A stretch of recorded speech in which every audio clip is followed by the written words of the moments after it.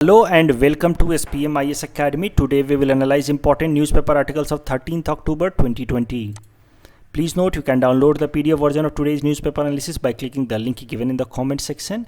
You can download the PDF version of September 2020 magazine from our website spmisacademy.com.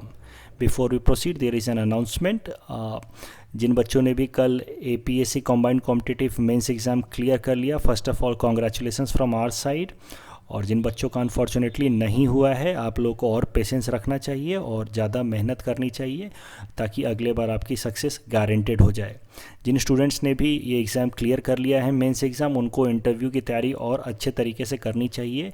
And in order to guide you people, हमने SPMIS academy में एक open session रखा है in order to help you people कैसे interview में आप अपने marks को मैक्सिमाइज़ कर सकते हैं। ये जो ओपन सेशन है, this will be taken by some senior bureaucrats, retired bureaucrats of Assam.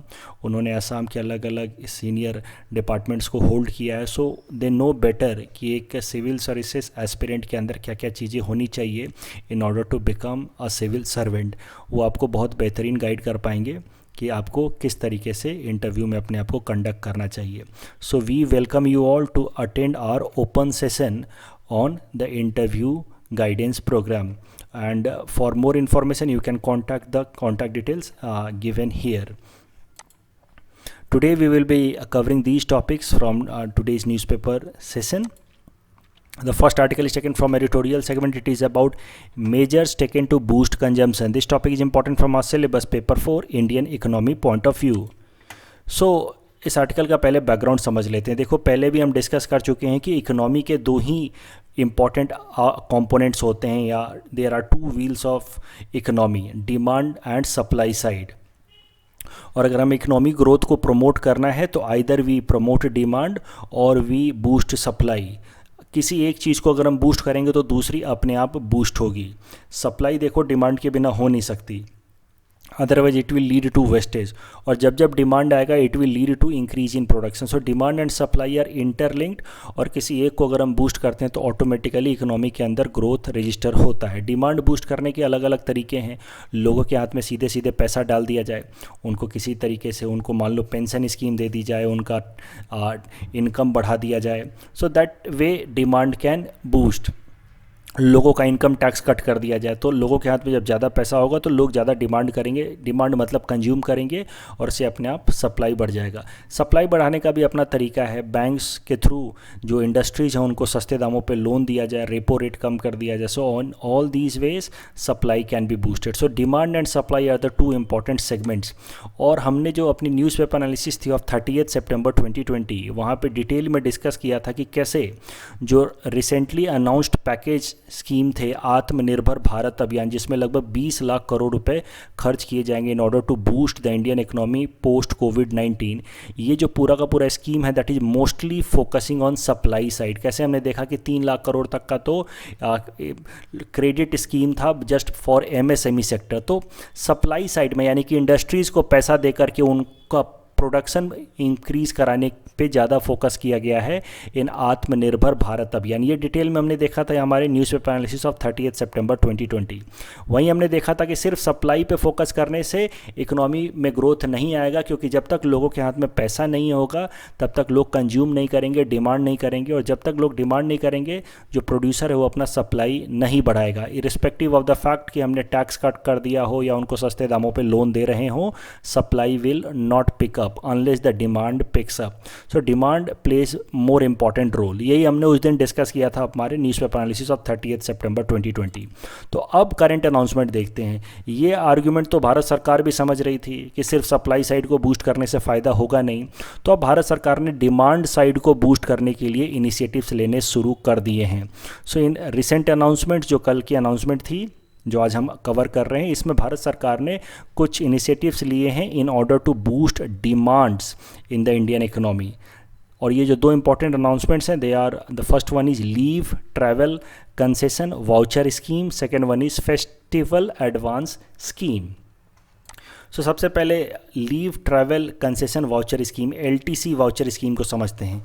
LTC voucher scheme को समझने से पहले हम लोग leave travel concession LTC concept क्या होता है इसको समझते हैं। देखो, कोई भी गवर्नमेंट एम्प्लॉई होता है, सेंट्रल गवर्नमेंट एम्प्लॉई होता है ना, तो उसको 4 साल में 2 बार घूमने को विथ हिज फैमिली मौका दिया जाता है।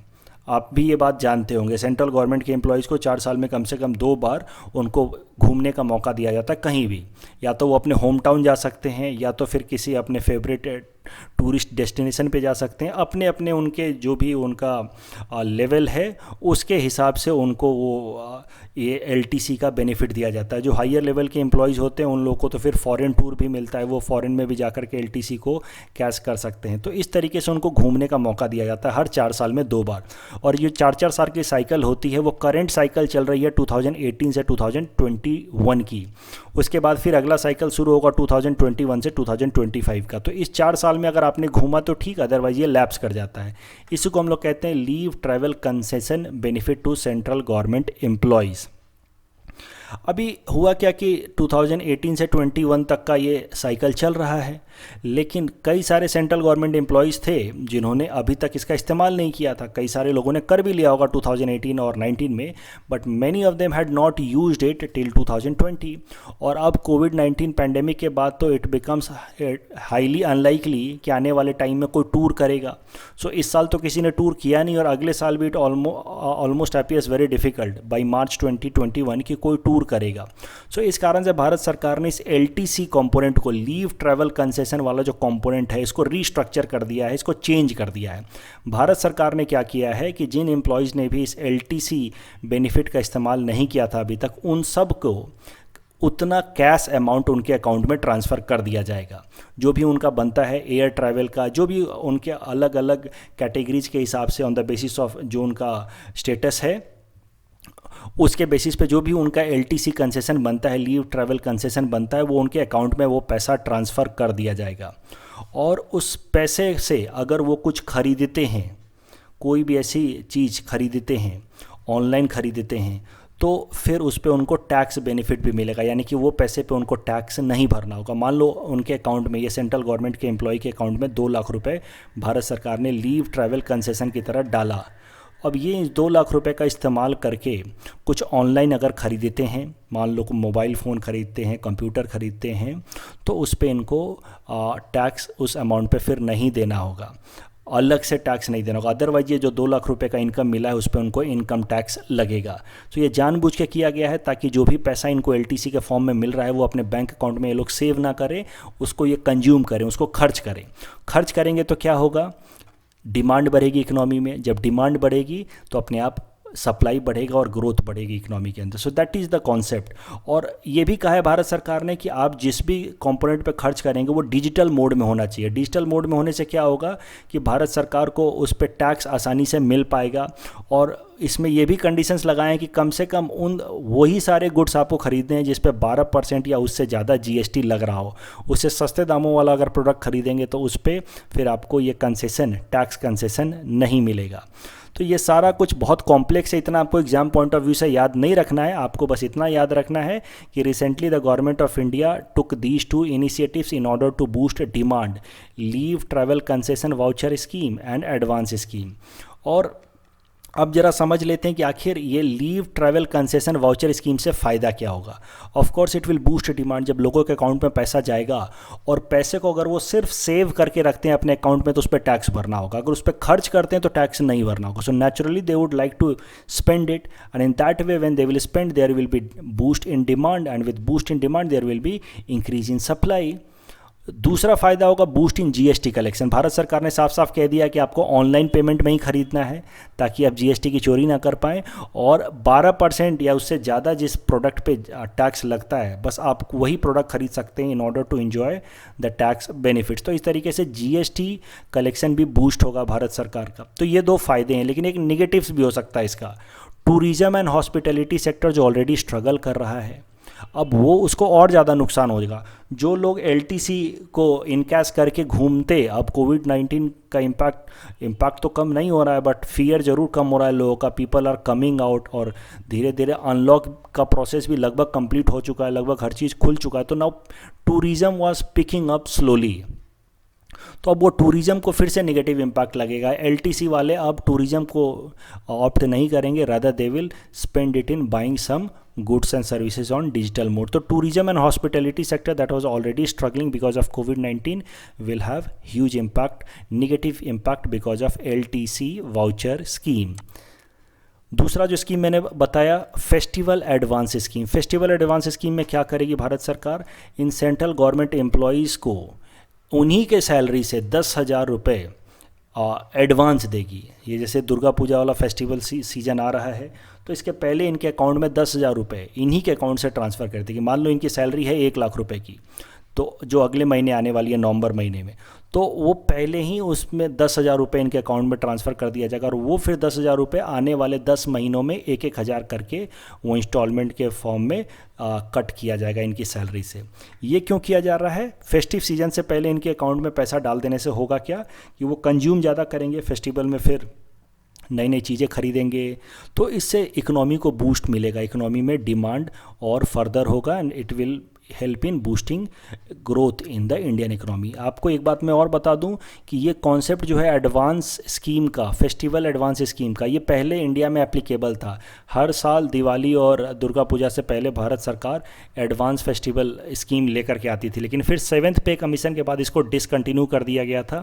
लेकिन इस पर्टिकुलर ईयर में after covid this advance festival advance scheme will be again implemented for just 1 year. इस साल को एक स्पेशल एक्स्ट्रॉर्डनरी ईयर की तरह यूज़ किया जा रहा है और इस साल डिमांड को बूस्ट करने के लिए वापस से फेस्टिवल एडवांस स्कीम लाया गया है। इससे फ़ायदा क्या होगा, of course when people will have more money in their hands they will consume more and this will give boost to the production and thus GDP will pick up. इस पूरे topic के बेसिस पे हमने आपको ये practice question दे रखा है। You can attempt this question, you can submit the answer in the comment section. The next article is taken from international segment. It is about Nobel Prize in Economics. This topic is important from our syllabus paper 3 international agencies point of view. सबसे पहले समझते हैं about Nobel Prize in Economics Science. देखो, Severies Riksbank Prize in Economics Science 2020 is given in memory of Alfred Nobel. इस बात को जरा ध्यान से सुनना. But it is popularly known as Nobel Prize in Economics, but it's not in exactly correct to call it Nobel prize of economics. Nobel prize के बारे में पहले आपको बता चुका हूँ। देखो, एक बहुत ही फेम साइंटिस्ट थे, केमिस्ट थे, Alfred Nobel, Swiss chemist Alfred Nobel. ये इनके पास बहुत सारी प्रॉपर्टी थी, तो व्हेन ही वाज डाइंग इन्होंने एक विल लिखी, एक वसीयत लिखी। उस वसीयत में इन्होंने कहा कि इस पैसे का इस्तेमाल किया जाना चाहिए लोगों को प्राइज़ देने के लिए, उन सारे लोगों को जो अलग अलग फील्ड्स में अच्छा काम कर रहे हैं, उनको प्राइज़ देने के लिए मेरे सारे पैसे का इस्तेमाल किया जाना चाहिए। तो उसके बाद एक अल्फ्रेड नोबेल फाउंडेशन बना और उस अल्फ्रेड नोबेल फाउंडेशन ने इनके विल के हिसाब से फिर अलग अलग फील्ड्स में लोगों को प्राइज़ देना शुरू कर दिया। तो 5 अलग फील्ड्स को चुना गया जिसमें लोगों के हायर लेवल के परफॉर्मेंस के लिए, हायर सर्विस के लिए टू द जनरल पब्लिक उनको ये अवार्ड दिया जाता है, जिसको हम लोग नोबेल अवार्ड भी कहते हैं। ये जो 5 डिफरेंट फील्ड्स हैं जिसमें नोबेल प्राइज़ दिया जाता है वो है medicine, physics, chemistry, literature and peace. लेकिन इसमें इकोनॉमिक्स नहीं है। सो इकोनॉमिक्स का जो अवार्ड है that does not actually come from Alfred Nobel foundation, जो इस Alfred Nobel will say help से बना था। एक्चुअली ये अवार्ड देता कोई दूसरा एजेंसी है जिसका नाम है the sewerage Riksbank, the royal Swedish academy sewerage Riksbank. ये इस अवार्ड को देता है, लेकिन ये अवार्ड भी दिया जाता है in memory of Alfred Nobel. इनके रेस्पेक्ट में ये अवार्ड दिया जाता है, but technically it is not a Nobel prize. इस बात को आपको बस ध्यान रखना है कि हम लोग कहते तो हैं नोबेल प्राइज़ इन इकोनॉमिक्स, लेकिन टेक्निकली इसका नाम है sewerage Riksbank prize in economic science in memory of Alfred Nobel. It's not exactly Nobel prize in economics. अब जरा समझते हैं करंट न्यूज़ क्या है। करंट न्यूज़ ये है कि ये जो Sveriges Riksbank prize in economic science 2020 है that has been given to 2 economists, Paul Milgrom and Robert Wilson. इनका नाम याद रखो ना रखो, बस आप इतना याद रखो कि इनकी कौन से थ्योरी के कारण इनको ये नोबेल प्राइज़ इन इकोनॉमिक्स दिया गया है। This theory is regarding known as improved auction theory.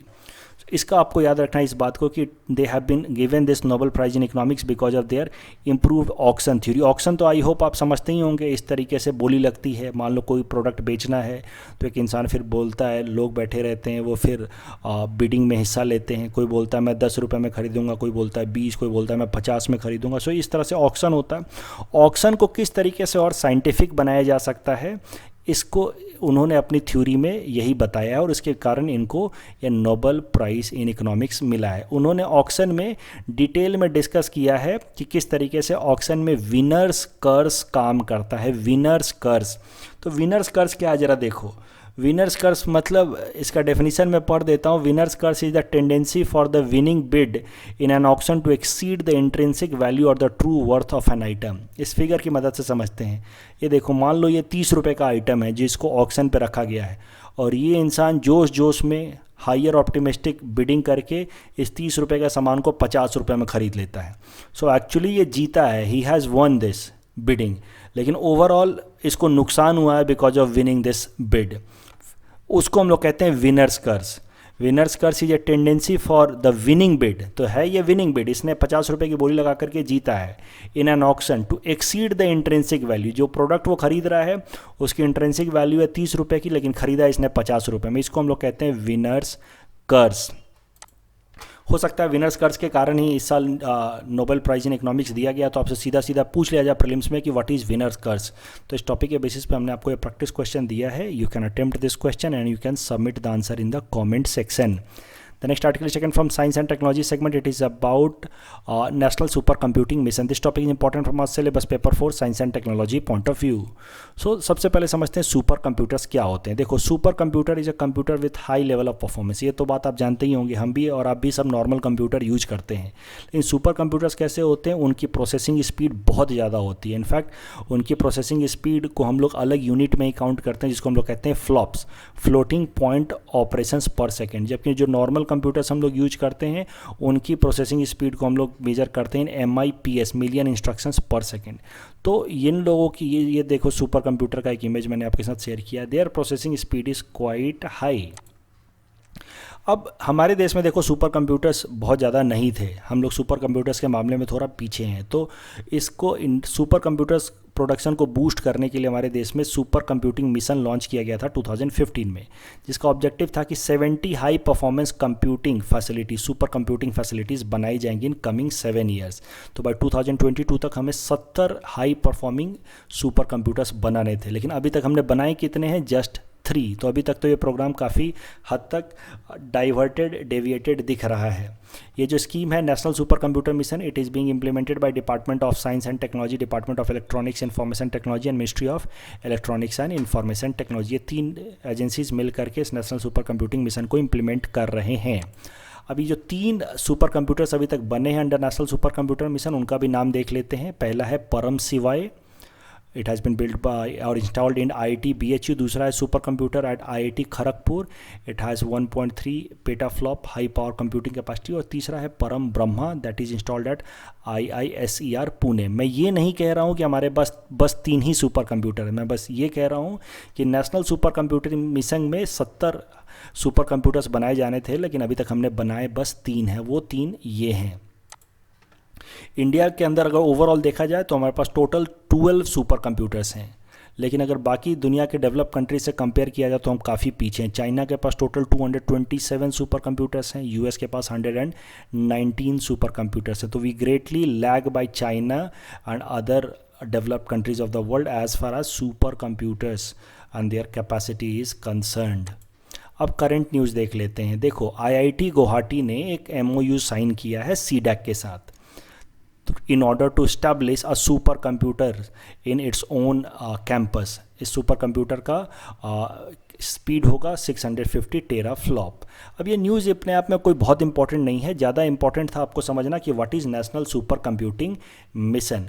और अब ये जो IIT गुवाहाटी ये सुपर कंप्यूटर अपने कैंपस में सेटअप करेगी, that will be used for understanding climate, oil and gas exploration in the north eastern region. तो इससे नॉर्थ ईस्टर्न रीजन को थोड़ा फ़ायदा होगा, लेकिन इस मिशन को कंप्लीट होने में कम से कम 3-4 साल का भी वक्त लगेगा। देखो, CDAC के बारे में थोड़ा जान लेते हैं। CDAC is very important. देखो 1974 में, मैं आपको पहले ही बता चुका हूँ, ऑपरेशन स्माइलिंग बुद्धा जब इंडिया ने किया था, जब इंडिया अपने आप को एक सुपीरियर कंट्री की तरह इमर्ज कराने की कोशिश कर रहा था इन फील्ड ऑफ हायर टेक्नोलॉजी, और हमने ऑपरेशन स्माइलिंग बुद्धा कर दिया था, पीसफुल न्यूक्लियर एक्सप्लोजन। उसके बाद यूएस ने हमारे ऊपर कई सारे सैंक्शंस लगा दिए थे, इंक्लूडिंग 10 ईयर ट्रेड सैंक्शंस। और यूएस हमें कोई भी क्रिटिकल टेक्नोलॉजी किसी भी कंट्री से बेचने ही नहीं देता था। In fact USSR wanted to give us cryogenic technology, but US restricted, arm twisted USSR not to give us cryogenic technology. ऐसे ही हमने 1987 में क्रे सुपर कंप्यूटर्स, हमें ज़रूरत थी, हमने यूएस से रिक्वेस्ट किया था कि हमें एक तरह का सुपर कंप्यूटर जिसका नाम था क्रे सुपर कंप्यूटर, वो हमें वो ट्रांसफ़र करे, टेक्नोलॉजी ट्रांसफ़र करे, लेकिन यूएस ने वो भी मना कर दिया। तो उसके बाद फिर भारत सरकार ने under Rajiv Gandhi prime ministership CDAC को कॉन्स्टिट्यूट किया था। सीडैक एक ऑर्गेनाइजेशन, एक स्पेशल बॉडी है जिसको पुणे में इस एजेंसी को बनाया गया। इस सीडैक को बनाया इसीलिए गया था कि अब हमारे देश में सुपर कंप्यूटर्स बनाए जाएंगे, और इस सीडैक ने बहुत हद तक सक्सेस भी पाया है। हमने जो भी 12 सुपर कंप्यूटर्स हमारे देश में बनाए हैं, that is result of outcome और hard work of CDAC and its experts. तो सीडैक का ये काम है। सीडैक को आपको थोड़ा सा, आप इसको पॉलिटिकल साइंस में भी इस्तेमाल कर सकते हैं। अगर कभी इंटरनेशनल रिलेशंस पे आंसर लिख रहे हो इंडिया यूएस के, तो वहाँ पे आप सीडैक का ये इस्तेमाल कर सकते हैं कि CDAC is an outcome of tensed relation between India and US before 1991 LPG reforms. The next article is taken from Assam segment. It is about Mayong heritage. This topic is important from our syllabus paper 6 Assam culture point of view. सो मायोंग के बारे में तो आप सब जानते ही होंगे। Mayong is in Moregaon district of Assam and it is famous, rather infamous for black magic. काला जादू के लिए ये बदनाम है, या नाम है इसका। In 2002 Mayong village museum research centre was established to preserve the relics, manuscript, paraphernalia of Mayong area. ये जो भी इस तरह के जो तंत्र मंत्र के सामान हैं, इन सबको प्रिजर्व करने के लिए एक विलेज म्यूजियम रिसर्च सेंटर बनाया गया था। लेकिन इस सेंटर को बस बना दिया गया, इसमें काम कुछ हुआ नहीं, और इस कारण से जो मायोंग के जो भी रिलिक्स हैं, जो भी तंत्र मंत्र के सामान हैं, इसको एक हेरिटेज की तरह देखा जाता है। चलो ठीक है, काला जादू ही है तो क्या हुआ, बट इसको भी एक हेरिटेज की तरह देखा जाता है जो पास्ट जनरेशन्स ने हमें दिया है। अच्छा या बुरा जो भी है, पास्ट जनरेशन ने हमें दिया, तो इसको हमें प्रोटेक्ट करके रखना चाहिए। और इस हेरिटेज को आज के टाइम में प्रोटेक्शन कोई नहीं देता है, तो दीज हेरिटेजेस रिक्वायर्स प्रोटेक्शन। और एक एजेंसी बनाई भी गई तो भी वो प्रॉपर तरीके से काम नहीं कर रही है। तो इस कारण से अब एक जर्मन बेस्ड ऑर्गेनाइजेशन है गेर्डा हेंकेल फाउंडेशन, इसने डिसाइड किया है कि अब वो इन सारे रेलिक्स का, एंटिक्स के प्रिजर्वेशन का काम शुरू करेगी। और इस कारण से ये गेर्डा हेंकेल फाउंडेशन न्यूज़ में है। इसने अभी तक तो वहाँ पे जो 250 मैन्यूस्क्रिप्ट्स हैं, जो बुक्स हैं काला जादू पे, उन सबको डिजिटलाइज कर दिया है। तो इस तरीके से वो अब यहाँ के स्क्रिप्चर्स को, यहाँ के जो रिलिक्स हैं, जो एंटिक्स हैं, उन सबको धीरे धीरे कंजर्वेशन का काम कर रही है। आपसे सीधा सीधा पूछ लिया जाएगा, Gerda Henkel foundation recently seen in news is related to which of the following. आने वाले एपीएससी प्रीलिम्स में सीधा सीधा आपसे पूछा जा सकता है। And they might give you 4 options, afforestation drive in Kaziranga, something like that, to flood control agency. The correct answer will be preserve the relics of Mayong. In our segment, most probable PT topics for upcoming APSC, we will cover topic number 100 to 102. Topic number 100 is about Mamallapuram Summit. It was an informal summit between India and China conducted in October 2019 in Mamallapuram city of Tamil Nadu. इसके पहले भी informal summit हो चुकी है। Wuhan summit हुई थी between India and China in 2018 and Sochi summit was held between India and Russia in 2018. These were also example of informal summit. Please attempt this question that is based on topic number 100. Topic number 101 is about Apanor Apan Ghar Yojana. It was announced by government of Assam in budget 2019-20. And इसके important provisions देख लेते हैं। It is an interest loans interest subvention scheme. Loan interest subvention scheme मतलब जितना आप loan लेते हैं उस पर जितना इंटरेस्ट लगना चाहिए नॉर्मल एक इंसान को, उससे कम इंटरेस्ट आपको भरना होगा। जो डिफरेंशियल अमाउंट होगा वो असम सरकार आपके बिहाफ पे भर देगी। इसको हम लोग कहते हैं इंटरेस्ट सबवेंशन स्कीम। और it is available for the permanent residents of Assam whose family income is less than ₹20 lakhs per annum. Applicants must avail housing loan from any scheduled commercial bank, regional rural banks, Assam Cooperative, Apex banks within the state itself. Please attempt this question that is based on topic number 101. Topic number 102 is about Abhinandan scheme. It was announced by Government of Assam in budget 2019-20. It is a higher education loan. The state government of Assam will submit rupees 50,000 to all education loan account, active education loan account. Minimum loan amount should be rupees 1 lakh. It is available for all permanent residents of Assam without any income limit. Please attempt this question that is based on topic number 102.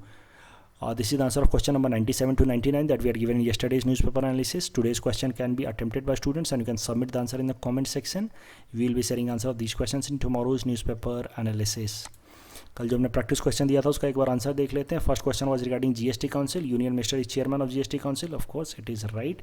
It is an extra constitutional body. No, this is wrong because it is a constitutional body under article 279 sub clause 1. So, and third, the combined vote share of states in the council is 1/3. This statement is again wrong because the combined vote share of the states in the council is 2/3. So the correct answer will be option B.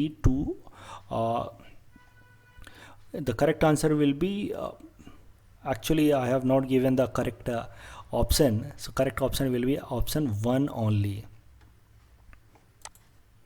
Second, it was about RT-PCR, ELISA and Feluda test. So RT-PCR is actually a polymerase based test. ELISA is an antigen test. So these two are incorrectly matched, while Feluda test that we discussed yesterday, it is correctly matched. It is a CS9 protein based test. So the correct answer will be option C. That's all from our side for today. Thanks for watching.